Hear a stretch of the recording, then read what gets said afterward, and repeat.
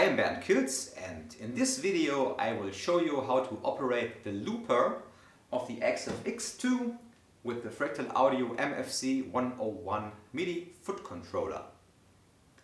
For this to work, we have to set up the AxeFX and we have to set up the MFC101 to specific parameters.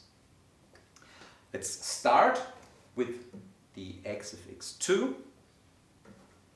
For the looper to work, you have to put the looper in the signal chain, obviously. So you go to Layout, and for my use I always want the looper to be on the end. I have a free slot here and I dial in looper. This is different on the AxeFX II if you are used to the Ultra or Standard version, where you have to dial in a delay and set a type to looper. Here the looper has its own description. So looper, enter, and then save the presets. Done. Okay, one more thing on the AxeFX II. Because we have to program our MFC101 foot controller to specific control change instructions, we have to know what the numbers are. So we go to IO and we go to the second, third, fourth page and scroll down to looper,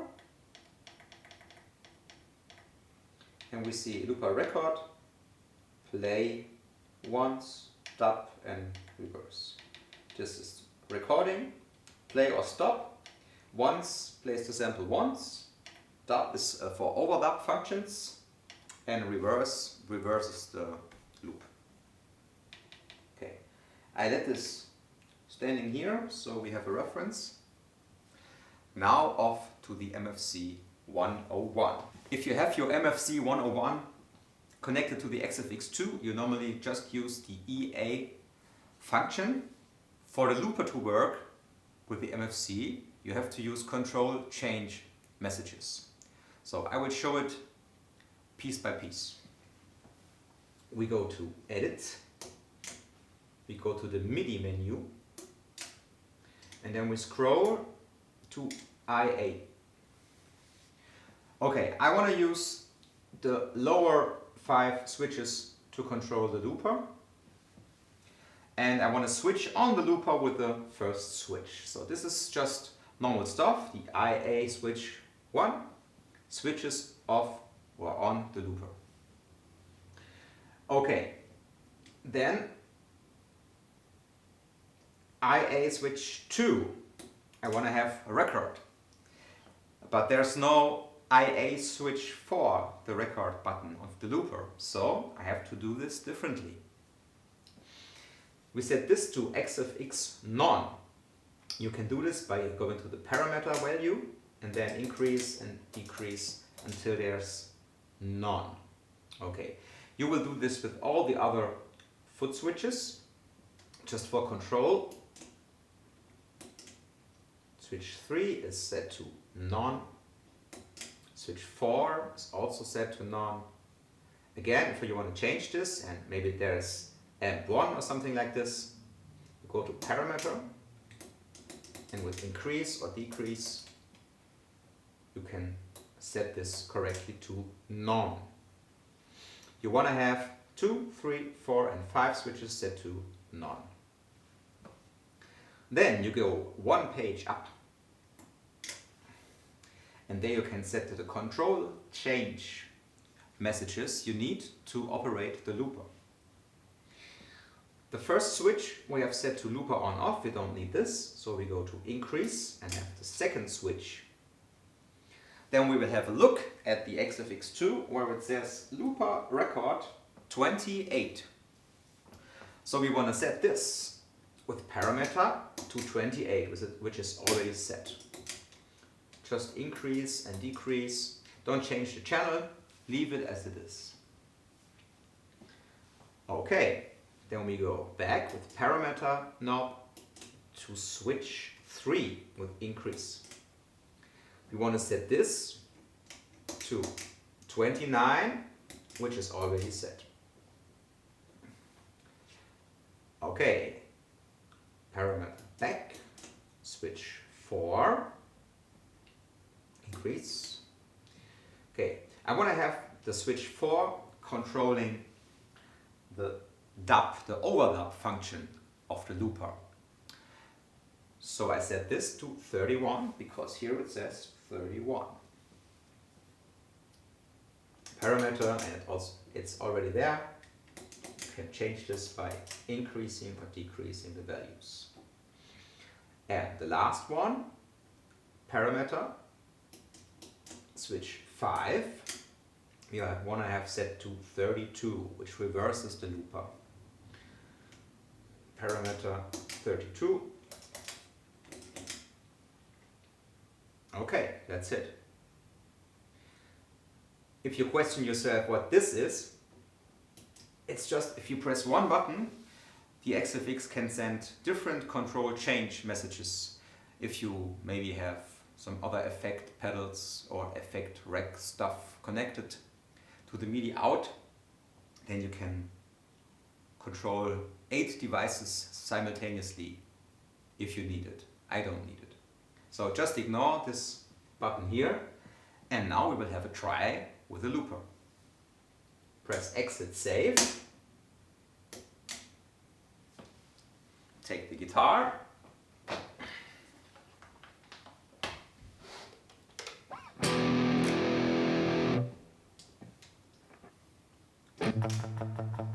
oops, I forgot one thing. I have to press the reveal button because normally I use these 5 switches to switch my presets. And with the reveal button you can activate the IA switches here, switches 1 to 5. We can see the looper is already switched on, you can switch it off here. And this button is the record function, so let's record.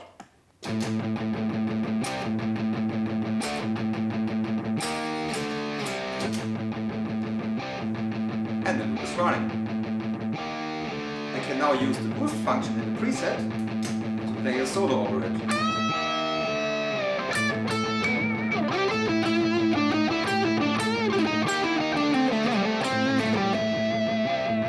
More delay.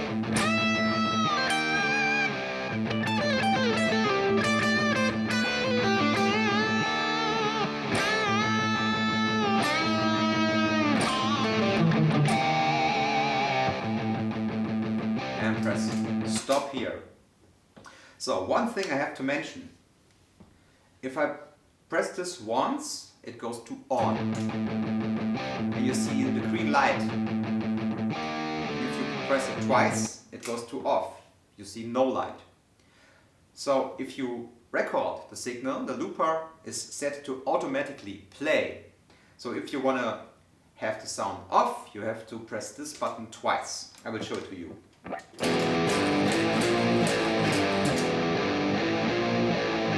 Press it once, nothing happens because it's now switched to play, but it is already playing.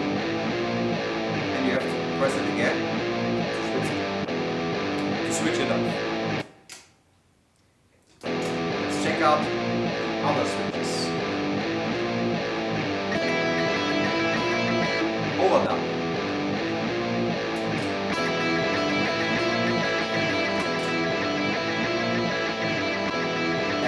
Reverse.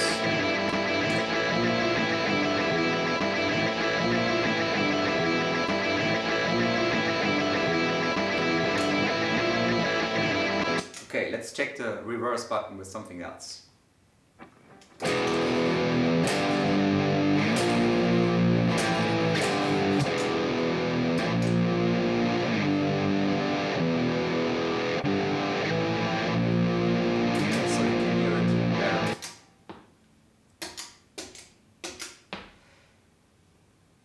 If you want to delete what you just recorded, you just have to press the record button twice.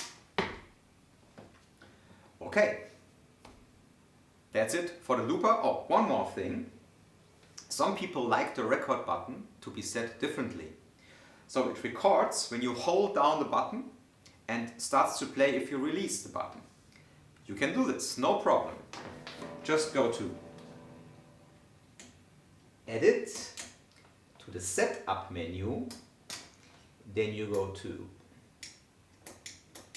IA Switch Type and choose the second button, because here's the record button, and change the type to momentary. Okay, check it out.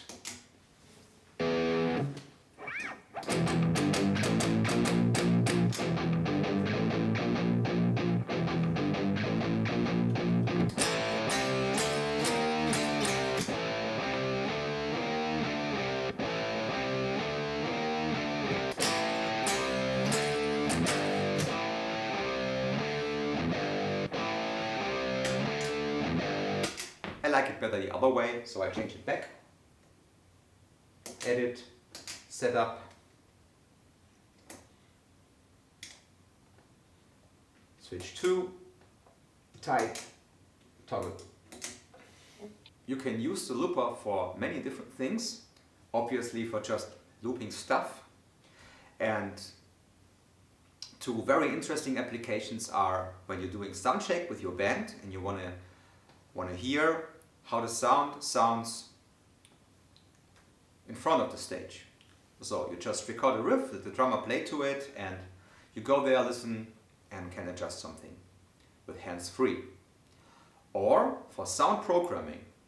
If you do sound programming, I would recommend to put the looper at the first slot of the signal chain, here, and then you can switch amp models and tweak your sound without playing.